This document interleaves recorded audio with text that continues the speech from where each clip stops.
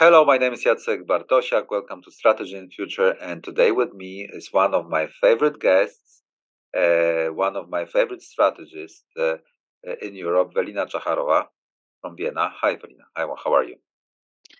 Hi, it's great to be back, Jacek. It's such a great pleasure and big honor to be a guest to your show, and I look forward to a very interesting conversation. Perfect. Likewise, from my side, from my end. We haven't talked on the record in a few months. Uh, I don't need to clarify that a lot of things have happened meanwhile. Yeah, we always talk about grand strategies, geopolitics, great power game in Eurasia. Now we have the war in Ukraine. How would you start our conversation if you were to choose the most important event or the most important change or the most important topic that should be,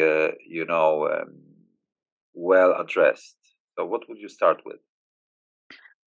Well, I will start with what we in the German speaking world tend to describe as my Weltschmerz. That means a kind of state of frustration when you simply perceive things differently from, let's say, the majority of experts and political decision makers. And I will start, of course, with my main topic, that is the bifurcation of the global system. I have been arguing for a year now that Russia's war against Ukraine is the manifestation of this bifurcation, that Russia actually sided with China prior to taking the decision to make a make a move on Ukraine to launch a full-scale war. And China also sided with Russia. We've seen this. We have plenty of evidence. Meanwhile, but this was my main thesis even before the war. So practically, one of I think. And this is my personal assessment, of course, we can discuss that. But one of, I think, the main correct estimations by the Russian president was that once China is faced with reality on the ground, because I'm pretty much sure that uh, there was a kind of conversation about some plans, but certainly the Russians kept the Chinese in the dark about the real intentions. But I think that the Russian president was correct in his estimation that once China is being presented with the facts on the ground, there is no way that China would allow, let's say, a three fronts scenario with the military escalation in Taiwan, with the military tensions along the line of actual control with India, and then to have practically a third front opening up in the north of its borders and having this security vacuum. So the Chinese had to support. And what we are meanwhile seeing is, of course, a big discussion about about whether Beijing will provide military assistance to Moscow, because this will be next level of escalation. Why? Because first, it will mark the end of Russia as a global power. That means the status of being a global power will be erased.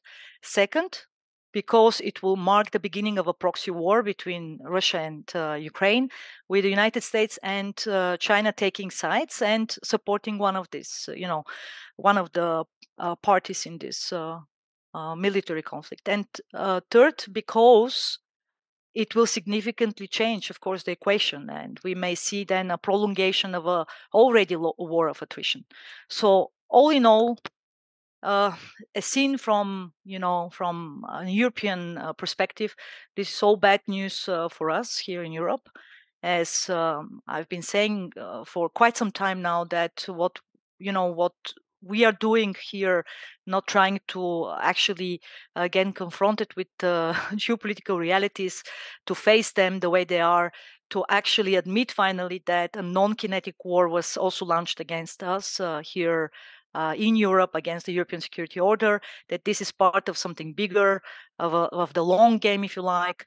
And by doing so, Russia was actually, pursuing a better positioning in this newly emerging systemic conflict.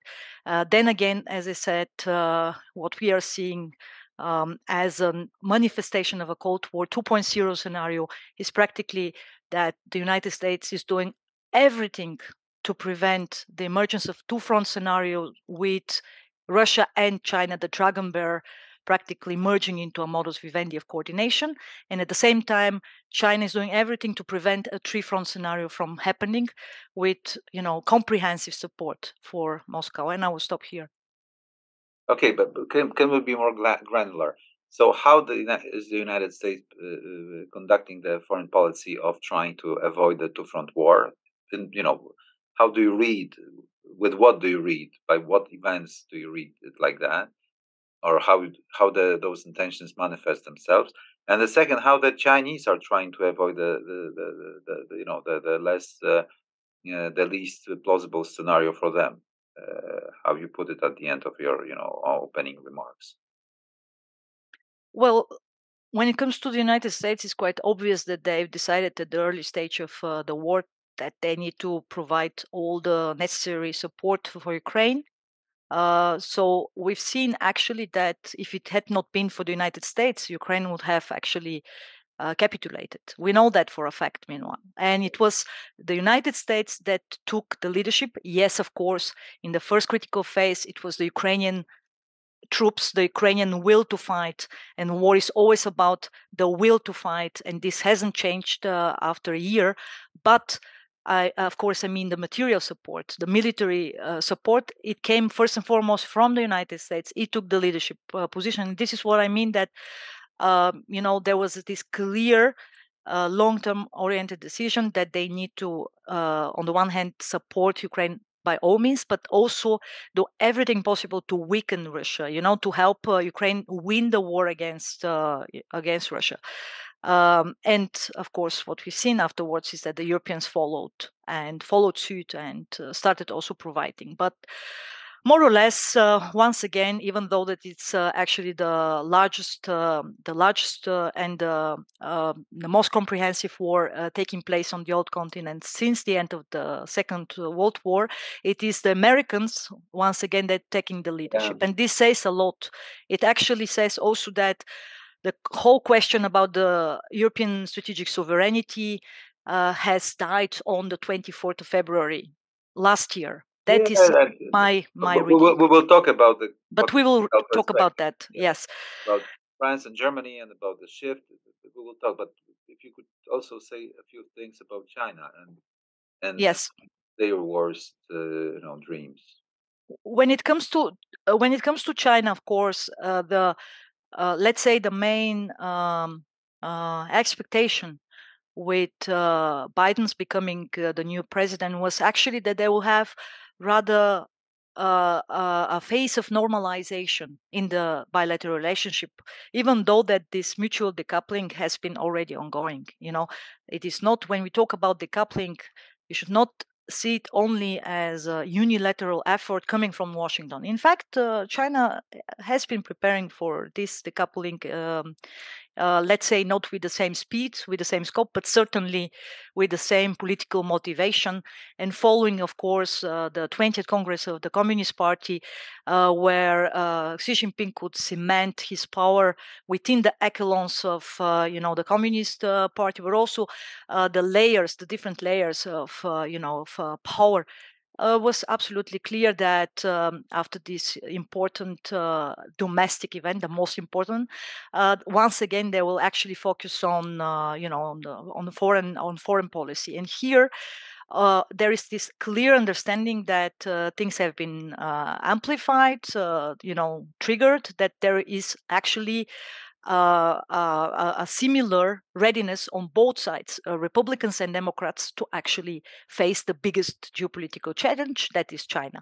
And that is why I've been arguing, in fact, for the last 10 years, that this modus vivendi of coordination that has been built up slowly but surely in all strategic domains between China and Russia, in fact, is favorable to Chinese interests.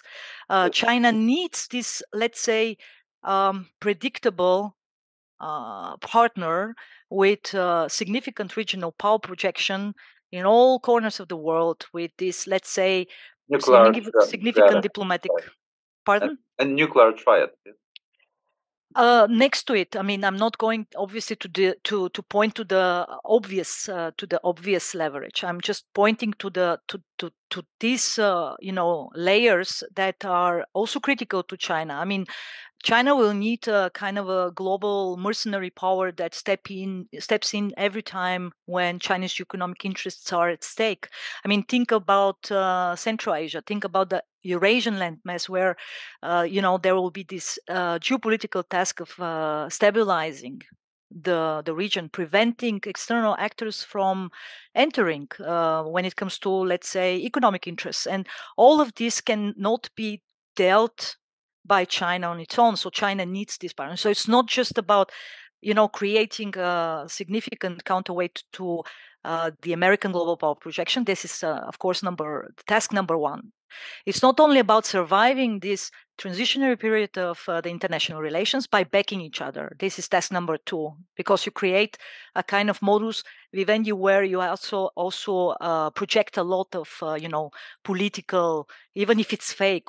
We can of course discuss that, but you have a political backing for the other leader, who can actually translate this then into a domestic cloud, as we've seen this, from the last year. You don't have only these two tasks. You have the task of, stabilizing and controlling, in fact, the whole Eurasian landmass, Central, South Asian, meanwhile also Western Asian part of Asia. And then the fourth one, which is a big question mark, and yet I think is going to be also part of the agenda, is to get an entry ticket to the Arctic via Russia, because Russia is this entry ticket for China to become an Arctic nation and build an alternative maritime route to the US-controlled Indo-Pacific lines. That is actually the very short wrap-up for you.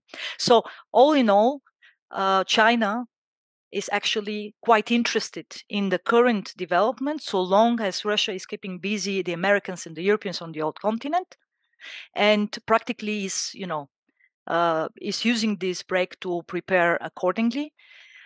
Second, it has already kind of tried to present itself as a constructive player of the international relations. That means if things really go south for Russia, it will give up on Russia and it will present itself as this mediator who provided 12 points peace plan, who is ready to step in Ukraine and participate in the reconstruction. So they have a plan B, but the plan, the main plan still remains actually supporting Russia by all means. Yeah, I have two comments, if I may, to that. Still, the Chinese apparently have not made a decision to provide a full-scale land lease to support the Russian military adventure in Ukraine, and that would maybe trigger the World War if they meant. First of all, they could sustain the war by providing weapons and industrial parts, and second, I think that would trigger the U.S. response. And the Chinese, I'm not sure if you comply with what I'm saying, but the Chinese are very cautious, and they are not moving manifestly, at least, to show that they really think about doing it. And the second thing is that still, in terms of the Russian-Chinese cooperation, still I suspect that Putin's decision to move on Kiev and seize Kiev was, in fact, the move that was supposed to ameliorate also the Russian position vis-a-vis China and the new great power game in Eurasia.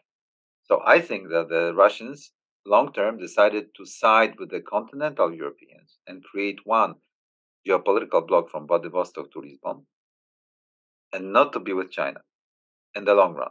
Okay? But they wanted to leverage the Chinese rise to have a better negotiating position with the continental Europeans. But in the process, they had to eradicate the American influence in Europe. That's why they attacked Ukraine, to stabilize the periphery, to impose the will on Central and Eastern Europe, to create the control zones in Eastern and Central Europe, and also to destroy the credibility of the United States power projection in Eurasia. So they wanted to shoot three turkeys in one shot, but also to improve their position vis-a-vis China. And now, because they are not winning this war, they are falling into the hands of the Chinese mandarins in Beijing, becoming a sort of a client state in the long run. What do you think about my comments? You're muted, Velina. You're muted. Apparently. These are, yes, I always mute myself while, of course, the host is speaking.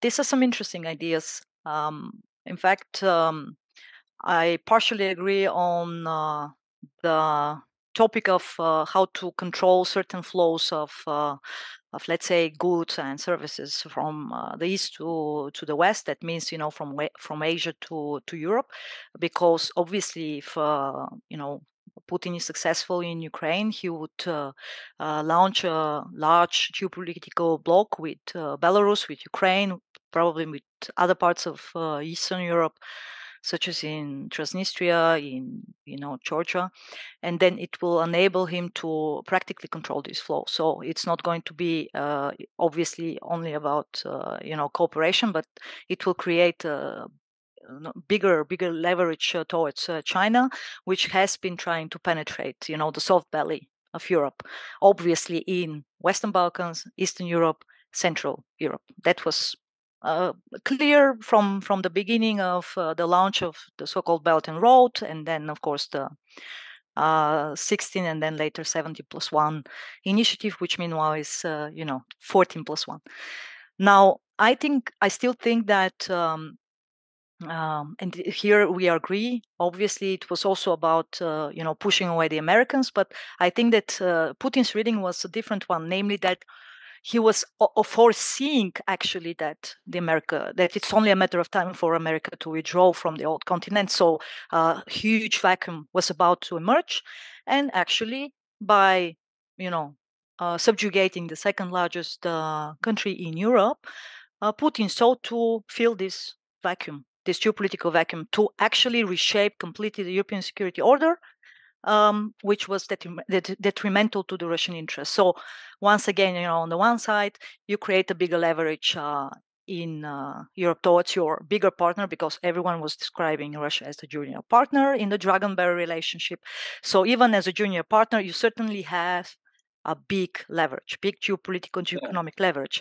And second, you actually don't want to work with all European partners. You don't want actually to have a strategic partnership with them. You want to create a concept of European powers as of 19th century. In this concept of European powers, you actually engage with those that are Russia friendly.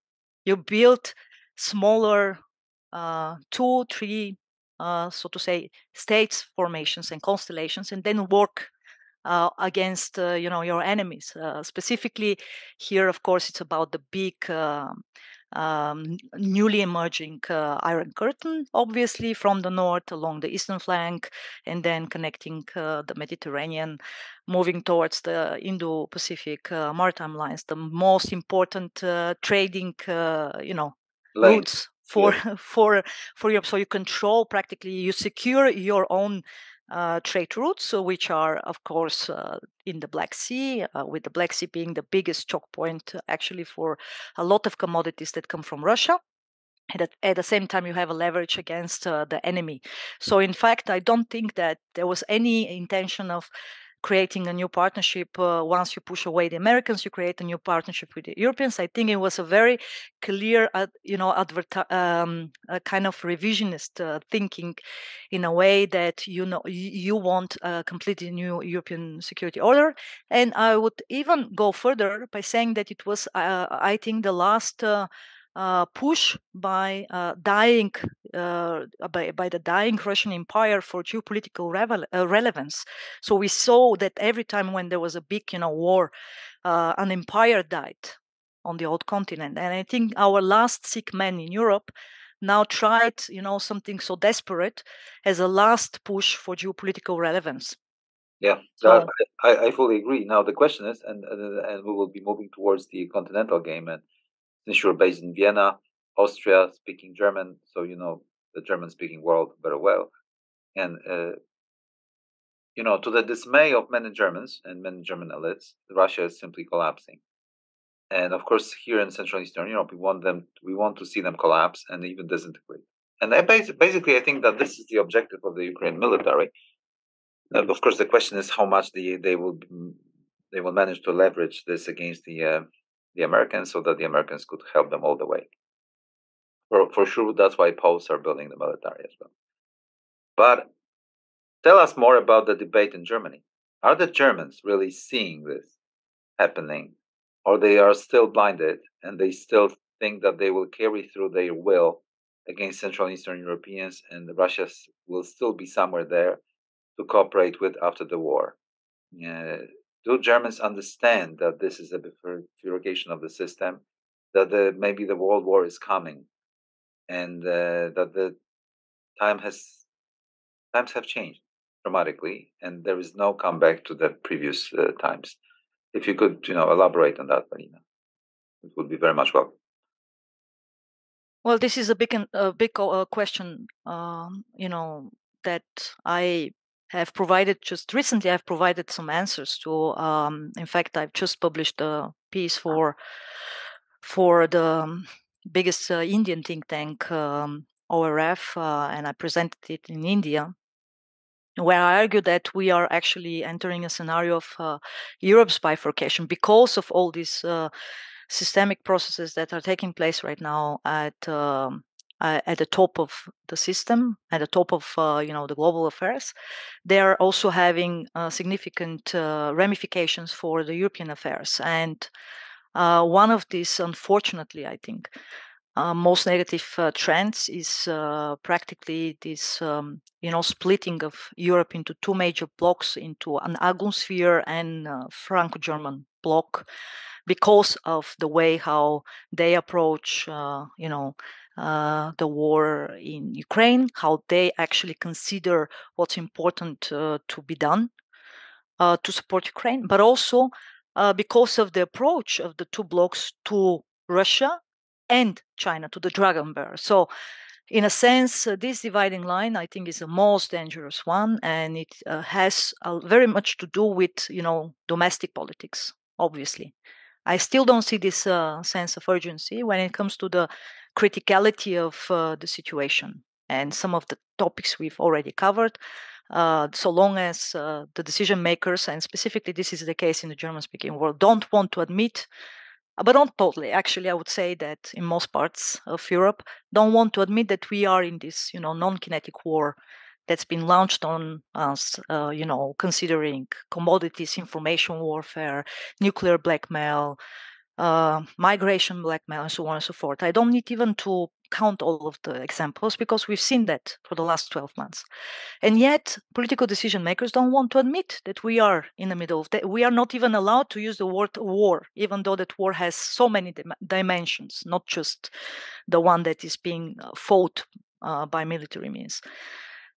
Second important point is that there is still no strategic consensus about the ultimate goal in this war. Is it just that we are going to provide only enough weapons to Ukraine so that Ukraine is able to sustain the next military offensive by Russia? Or isn't it actually more important to agree that the ultimate goal should be to provide as much as possible so that Ukraine actually wins the war? We don't have this strategic consensus. And here in the German-speaking world... Why do you think, what is the reason behind it? Why don't we have this consensus? Why? What are the dividing lines? There are many issues. First, because population... Not the single one, and we cheat ourselves that there are many. The single one that some countries do not want to see Russia lose. Absolutely. It starts with the fact that Russia should not be humiliated, or Russia should not be dissolved, or Russia should not lose the war, beyond whatever borders. They don't even agree on the borders issue. That means that Ukraine has communicated a very clear war goal, and that is to restore its borders per 1991. These are the borders that actually were not only internationally recognized, they were recognized by Russia. So even this is a big issue, because it would include Crimea, also the territories of Crimea and those that were under Russian control prior to 24th of February. So even this is a still issue. We don't have a clear communication. When there is no clear strategic communication, this creates a vague space. that is used by politicians, used by activists, used by all the interest groups, lobby groups, and so on and so forth. We've seen that these are two big issues. It is the issue about the future of Russia, where of course those mostly in Eastern Europe, in Central Eastern Europe, in the north, are convinced that it is actually the ultimate goal of Ukraine that needs to be shared also by the Europeans. We need to provide not just enough, but as much as possible to Ukraine, for Ukraine to win in this phase. Because if we actually lose, and this is my personal assessment, of course, if we lose the momentum, if we actually don't use this window of opportunity in the next 6 to 9 months, then both United States and Russia, obviously as well, are entering election campaigns, presidential election campaigns, and things will dramatically shift when it comes to the political support from the United States, because it's going to be only about winning the presidential election. And then again, we know for a fact that Europeans are just too slow in their reaction for, let's say, the next cycle of military aid. The second important thing is, I think that it has a lot to do also with the attitude towards the United States, where we see that specifically here in the German-speaking world, there is still this kind of specific perception of the United States. We've seen this with the debate on the Nord Stream 2.0. We've seen this with many issues, that now there is this narrative, for instance, being presented by political forces, by activists, and so on, that the United States is this big winner, that this is also NATO, Russia war, and so on. That's what they say these days, yeah? Yes. It is a conviction that it was in the interest of the United States to actually bomb the to conduct the explosion of the Nord Stream pipelines and so on and so on. There is no serious debate about anything whatsoever. I mean, here in Austria, there is not even a single security debate on whatever issue. I mean, not even on the specifics of the war. What about the German-speaking world thinking about Poland's stance, huge military reform, and so on? What do they say about it, and our active role in supporting Ukraine? Well, first, we've seen, of course, a significant shift. We have to admit that this has been an absolute quantum leap in the German, politics, to actually see these kind of debates that were started with the German Chancellor. By the German Chancellor already last year, with Zeitenwende, with the epochal changes, with the intentions to invest in defense, in the defense sector, and so on and so forth. So there is a serious debate about all of these issues, about how to invest, what to invest, where to invest. There are many debates taking place, organized by, of course, think tanks, mostly also by the experts on not just Russia, but thankfully Eastern Europe. So we have more voices. There are more narratives being shaped in the public. There is, the public is opening up to these debates. But then again, you see also movements such as the Manifest for Peace, where practically activists and political parties representatives are actually rooting for more or less a ceasefire, peace negotiations, and all of this. So there is still kind of a very big dichotomy. So it will be unfair to say that it's only the debate is taking place only on the one side of the story, but it considers both sides. But it is a very about a fine balancing between these two big stories, and I just don't see how this will be merged into one coherent approach in the future. They have a new defense minister. He's obviously also constrained by the realities within his portfolio.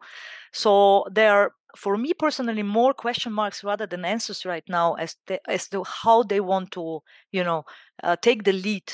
And I think this is the biggest problem right now, because obviously we need, within the European gang, the European group of member states, we also need a leader who shows the way, next to the Americans. And there is this kind of perception right now that there is no such leader. I mean, that Germany is reluctant to take the lead, and that France is struggling with its, own kind of perception, self-perception, because it's often wants to lead probably in the wrong way. It's not somehow accepted by the rest of the group, and then we have this significant power shifts within Europe when it comes to the field of security and defense.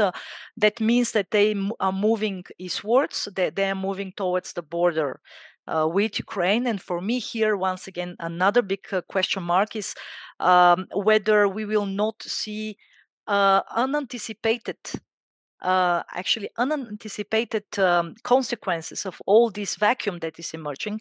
For instance, in terms of Ukraine kind of joining a political alliance with certain member states that will accelerate the integration. Poland. Yeah, with Poland, for example, military alliance. I mean, Poland is obviously my number one, where I've been even arguing that we may see something absolutely unprecedented, unthinkable, unthinkable. I'm not saying that, and I'm not implying that this is taking place. I don't want to create any confusion, but I wouldn't be surprised if we see a kind of, and that very much depends on the way how the war will continue in the next months, where we see a kind of political confederation, a sort of political alliance where Ukraine practically joins, Poland, so that it can become part of the European Union and NATO, similar to the 1990s reunification of Germany, where practically the way how Germany was, was not just reunified, but the way how the Democratic Republic of Germany was integrated was because of the reunification. It was not ready for, to be part of these structures, the transatlantic structures, but it was actually integrated thanks to the Federal Republic of Germany. So I think that we have to be a little bit more unorthodox because of the vast changes happening here in Europe. And all of this, I argue, is being created by this enormous security vacuum that has emerged and is pushing countries to sometimes even, let's say, desperate actions. I mean, it looks like it's a desperate action, but it's probably the only thing that you can do at the moment to secure your existence, territorial integrity, and so on. Yeah, that is true. I'm just want to tell you that there are voices here in Warsaw that Biden, when he came over recently to Warsaw and gave his speech, he was discussing a complete new security architecture in Europe with a prominent role of Poland. And just I'm saying, okay, thank you, Velina. That was always, very interesting and fulfilling.